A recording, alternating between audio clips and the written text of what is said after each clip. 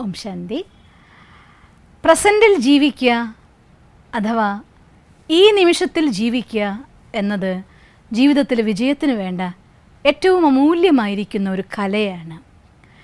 എന്നാൽ നമ്മുടെ മനസ്സിൻ്റെ അവസ്ഥയോ അത് കഴിഞ്ഞുപോയ കാര്യങ്ങളിൽ, ഒരു ഉദാഹരണം പറയുകയാണെങ്കിൽ നമ്മളൊരു സിനിമ കാണാൻ വേണ്ടി ഒരു ഹാളിലേക്ക് കയറി ചെന്നെന്ന് വിചാരിച്ചോളൂ.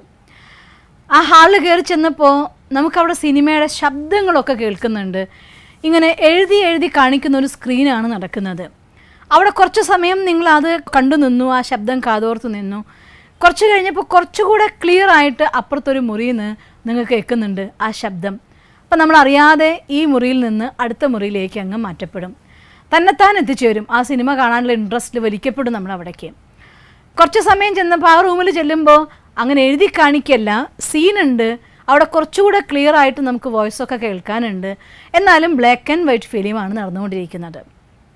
കുറച്ച് നേരം അവിടെ ഇരിക്കുമ്പോഴാണ് വേറൊരു ശബ്ദം ഇതിനേക്കാൾ ക്ലിയർ ആയിട്ട് നിങ്ങളെ ആകർഷിച്ചുകൊണ്ടിരിക്കുന്നു. അവിടേക്ക് ചെല്ലുന്നു. അവിടെ ചെന്ന സമയത്ത് അവിടെ നല്ല കളർഫുള്ളായിരിക്കുന്ന സ്ക്രീൻ, എല്ലാം കളർഫുള്ളായിരിക്കുന്ന പിക്ചേഴ്സ്, നല്ല ക്ലിയർ ആയിരിക്കുന്ന രീതിയിൽ വോയിസും പിക്ചറും കണ്ടുകൊണ്ടിരിക്കുകയാണ്. നിങ്ങൾ അറിയാതെ ആ കംഫർട്ടായിട്ടുള്ള അവിടുത്തെ സീറ്റിലിരുന്ന് സ്വസ്ഥമായിട്ട് സിനിമ ആസ്വദിക്കാൻ തുടങ്ങും. രണ്ടാമത്തെ പ്രാവശ്യം ടിക്കറ്റ് എടുക്കാൻ മുമ്പ് തന്നെ നമ്മൾ ചോദിക്കും അഥവാ അന്വേഷിക്കും, ആ റൂമിൽ നമുക്കിരുന്ന് സിനിമ കാണാൻ വേണ്ടി എന്താ ചെയ്യേണ്ടതെന്ന്. ശരിയല്ലേ? ഇത് തന്നെയാണ് നമ്മുടെ മനസ്സിൻ്റെയും സ്വഭാവം. എപ്പോഴാണോ നമുക്ക് മോസ്റ്റ് കംഫർട്ടബിൾ, മോസ്റ്റ് ക്ലിയർ ആയിക്കൊണ്ട് നമ്മുടെ മനസ്സിനെ കാണാനും അറിയാനും ആസ്വദിക്കാനും തുടങ്ങുന്നത്, ആ നിമിഷങ്ങളിൽ ജീവിക്കാനാണ് മനസ്സ് എപ്പോഴും ആഗ്രഹിക്കുന്നത്. പക്ഷേ ഇന്നത്തെ അവസ്ഥയിൽ നടക്കുന്നതോ, ഒരു ഉദാഹരണം പറഞ്ഞാൽ നമ്മളൊരു സ്ഥലത്ത് വെച്ചിട്ട് നമുക്കിഷ്ടമില്ലാത്ത ഏതോ ഒരു മോശമായ സ്ഥലത്തിലൂടെ കടന്നു പോകേണ്ടി വരുമ്പോൾ അവിടെ മോശമായിരിക്കുന്ന ഒരു സന്ദർഭത്തിൽ ഒരാളെ കണ്ടു എന്ന് വിചാരിക്കുക. ആ ചിത്രം നമ്മുടെ മനസ്സിൽ പതിഞ്ഞു വെച്ചിട്ട് വേറൊരു സ്ഥലത്ത് വെച്ച് അയാളെ നിങ്ങൾക്ക് പരിചയപ്പെടേണ്ടി വരുമ്പോൾ ആദ്യം നമ്മുടെ മനസ്സ് പറയും, ഇയാൾ ശരിയുള്ള ആളല്ല, ഓർത്തു നോക്ക്, അന്ന് അവിടെ ഇങ്ങനെയാണ് അയാളെ കണ്ടത്, അതുകൊണ്ട് അയാൾ മോശം ആളാണ്, ലേബൽ നമ്മളോട് ഒട്ടിക്കും. ഒരാളെ ആദ്യമായിട്ട് നമ്മൾ കാണുന്നത് അയാൾ ദേഷ്യപ്പെട്ട് ചീത്ത പറയുന്നൊരു സ്റ്റേജിലാണെങ്കിൽ, അമ്മോ ഭയങ്കര ക്രോധിയാണ്, ലേബൽ ചാർത്തി. പിന്നെ ഒരു പ്രാവശ്യം അയാൾ സ്നേഹത്തോടെ ഇയാളതൊന്നുമല്ല, ഇയാളെ ശരിക്കും ഞാൻ കണ്ടിട്ടുണ്ട് അവിടെ എന്ന് പറയും. ശരിക്കും അയാൾ എന്തോ നമുക്ക് അറിഞ്ഞൂടാ, പക്ഷെ നമ്മൾ ലേബൽ ചേർത്ത് എന്താണ്, അയാളെ ശരിക്കും എനിക്കറിയാം, അയാൾ അവിടെ ഞാൻ കണ്ടിട്ടുണ്ട്. ഇങ്ങനെ നമ്മൾ ഓരോരുത്തരെ കാണുമ്പോൾ, ഓരോ സ്ഥലത്തെത്തുമ്പോൾ, ഒരു സ്ഥലത്ത് ഒരു മ്യൂസിക് നമ്മൾ കേൾക്കുമ്പോൾ, അല്ലെങ്കിൽ ഒരു സ്ഥലത്തു നിന്നൊരു സ്മെല്ല് നമ്മൾ അനുഭവിക്കുമ്പോൾ, ഇത് നമ്മുടെ മെമ്മറിയിൽ ഇങ്ങനെയുള്ളതായിരിക്കുന്ന ഓരോരോ രീതിയിൽ ഇതെല്ലാം പോയിട്ട് രജിസ്റ്റേർഡ് ആവും. ഈ രജിസ്റ്റേർഡ് ആവുന്നതിനനുസരിച്ച് അതിനൊക്കെ നമ്മളൊരു ലേബൽ കൊടുക്കുകയും ചെയ്യും. ഇത് മറ്റുള്ള വ്യക്തികളിലും സ്ഥലങ്ങളിലും കാര്യങ്ങളിലും മാത്രമല്ല, നമ്മുടെ ജീവിതത്തിൽ എൻ്റെ കയ്യിൽ നിന്ന് ഒരു കർമ്മം സംഭവിക്കുമ്പോൾ, എൻ്റെ കയ്യിൽ നിന്ന് ഒരു വാക്ക് വരുന്ന സമയത്ത്, ഞാൻ ഒരു മൈൻഡ് സെറ്റിൽ അല്ലെങ്കിൽ ഒരു പാറ്റേൺ ഓഫ് തിങ്കിങ്ങിൽ ഞാൻ എൻ്റെ കർമ്മങ്ങൾ ചെയ്തു കഴിയുമ്പോൾ സ്വയം മറ്റുള്ളവരിൽ ലേബൽ ചാർത്തുന്ന പോലെ ഞാൻ അറിയാതെ എന്നിലും ഞാനൊരു ലേബൽ ചാർത്തുന്നുണ്ട്. അതുകൊണ്ടാണ് എനിക്ക് അങ്ങനെയാവൂ, ഇവർക്കാവും ഇരിക്കാൻ എന്നെക്കൊണ്ട് പറ്റില്ല, എനിക്ക് ഇങ്ങനെ പറ്റൂ അങ്ങനെ പറ്റൂ എന്നൊക്കെയുള്ള വിചാരധാരകൾ എന്തുകൊണ്ട് നമ്മുടെ മനസ്സിൽ ഡെവലപ്പായി. ഇങ്ങനെ ഓരോ കർമ്മങ്ങളും നമ്മുടെ മനസ്സിൽ ചാർത്തി വെച്ചതായിട്ടുള്ള ലേബലുകളാണ്. ഈ കഴിഞ്ഞുപോയ ലേബലുകളുടെ ആധാരത്തിൽ അതിനെ ബേസ് ചെയ്തുകൊണ്ട് പുതിയ ഒരു കാര്യത്തെ ചെയ്യാനാണ് മനസ്സ് കാണിക്കുന്ന സ്വാഭാവികമായിരിക്കുന്ന ഒരു പ്രവണത.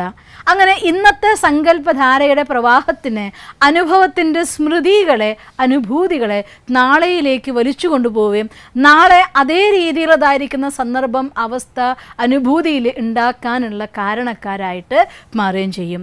ഈ ഒരു മൈൻഡ് സെറ്റിനെ ബ്രേക്ക് ചെയ്യാൻ വേണ്ടി ഈശ്വരീയ വിശ്വവിദ്യാലയത്തിൽ ഒരു നമ്പർ 1 ആയിട്ടുള്ള പ്ലാൻ അഥവാ പദ്ധതി, മനുഷ്യന്മാരുടെ പദ്ധതിയല്ല, സ്വയം ഭഗവാന്റെ ഒരു പദ്ധതി നമ്മൾ ദിവസവും പ്രാക്ടീസ് ചെയ്യാറുണ്ട്.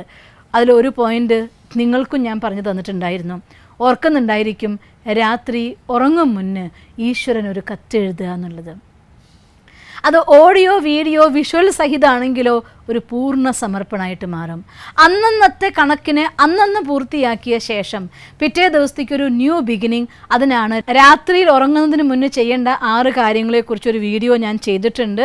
അതൊന്ന് കണ്ടു നോക്കുക, തീർച്ചയായിട്ടും നിങ്ങൾക്ക് സഹായമാവും. എന്നാലും ഞാൻ ചുരുക്കി പറഞ്ഞു തരികയാണ്. രാത്രി ഉറങ്ങും മുന്നേ തൻ്റെ കാര്യങ്ങളെയൊക്കെ നിർത്തിവെച്ച് ശരീരശുദ്ധി വരുത്തി ഫ്രഷായിരിക്കുന്ന വസ്ത്രങ്ങളോടെ മനസ്സും ശരീരത്തിനെയും ഫ്രഷാക്കാൻ വേണ്ടി നമ്മുടെ അന്നന്നത്തെ കാര്യങ്ങളെ ഈശ്വരന് ഒരു കത്തെഴുതുന്ന രൂപത്തിൽ നിങ്ങളുടെ കാര്യങ്ങളെല്ലാം ഭഗവാനോട് പറയൂ. ഈശ്വരനോട് പറഞ്ഞു കഴിയുമ്പോൾ മനസ്സിനൊരു സുഖം വരും, ഒരു ശാന്തി വരും, മനസ്സിന് എന്തൊക്കെയോ ഭാരക്കുറവ് പോലെ തോന്നും. അത് കഴിഞ്ഞ ശേഷം രാത്രി ഉറങ്ങാൻ കിടക്കും മുന്നേ ബെഡിലിരുന്നു കൊണ്ട് അന്ന് നടന്ന എല്ലാ കാര്യങ്ങൾക്കും ഭഗവാന്റെ മുന്നിൽ പോയി ഈ ദേഹത്തിൽ നിന്ന് ഞാൻ ഈ ദേഹം ഉപയോഗിച്ച് ഈ കർമ്മപഥത്തിൽ പ്രവർത്തിക്കുന്ന ആത്മാവാണെന്നുള്ള പൂർണ്ണ ബോധ്യത്തിൽ, ആത്മബോധത്തിൽ ആ ഊർജത്തെ ഇതിൽ സ്പ്രെഡാവുന്നതും അതിൽ നിന്ന് വിഡ്രോ ചെയ്യുന്നതും ഫീൽ ചെയ്തുകൊണ്ട് ഞാൻ ആത്മാ എന്നുള്ള സ്മൃതിയിൽ ഭഗവാന്റെ മുന്നിൽ അന്നത്തെ എല്ലാ കാര്യത്തിനും സമർപ്പിച്ച് ഈശ്വരൻ്റെ അടുത്ത് മാപ്പ് പറയുക. നമ്മൾ എന്തെല്ലാം കാര്യങ്ങൾ ജന്മജന്മാന്തരങ്ങളിൽ ഉണ്ടായിട്ടുണ്ടോ, അതെന്ത് നടന്നിട്ടുണ്ടെങ്കിലും അതിനെല്ലാം തന്നെ എൻ്റെ കയ്യിൽ നിന്ന് എന്ത് സംഭവിച്ചാലും ഭഗവാനെ ഞാൻ നിന്നോട് ക്ഷമ ചോദിക്കുകയാണ്. ആർക്കൊക്കെ എന്നിൽ നിന്ന് ദുഃഖം ഉണ്ടായിട്ടുണ്ടോ അവരോടെല്ലാം ഞാൻ എൻ്റെ ഹൃദയത്തിൻ്റെ ഭാഷയിൽ അവരോടൊക്കെ ക്ഷമ ചോദിക്കുകയാണ് എന്ന് ക്ഷമാപണം നടത്തുക. അവരോട് ക്ഷമ ചോദിക്കുക മാത്രമല്ല, ആരെങ്കിലും നമ്മളുടെ അടുത്ത് മോശമായിട്ട് എന്തെങ്കിലും കാര്യം ചെയ്തിട്ടുണ്ടെങ്കിൽ അവരോടെല്ലാം ഞാൻ ക്ഷമിച്ചിരിക്കുന്നു എന്ന് പറയുകയും ചെയ്യുക. ഒന്ന്, ക്ഷമ ചോദിക്കുന്നതിലൂടെ നമ്മുടെ മനസ്സിൻ്റെ കുറ്റബോധമില്ലാതാവും. മറ്റൊന്ന്, ക്ഷമിക്കുന്നതിലൂടെ മനസ്സിൻ്റെ ഉള്ളിൽ വിദ്വേഷവും വൈരാഗ്യവും ഇല്ലാതാവും.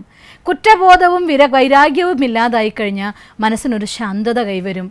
അങ്ങനെ അന്നന്നത്തെ അക്കൗണ്ടിനെ ക്ലോസ് ചെയ്ത് കുറച്ച് സമയം ഈശ്വരനുമായിട്ടുള്ള ധ്യാനത്തിലൂടെ മനസ്സിൽ പോസിറ്റീവ് എനർജി നിറച്ച് ഈശ്വര സ്മൃതിയിൽ നിങ്ങൾക്ക് ഉറങ്ങാൻ കഴിഞ്ഞാൽ ഇന്നത്തെ അക്കൗണ്ടിനെ നാളത്തേക്ക് ഡ്രാഗ് ചെയ്ത് കൊണ്ടുപോവാതെ അവിടെ തന്നെ അവസാനിപ്പിക്കാൻ സാധിക്കും.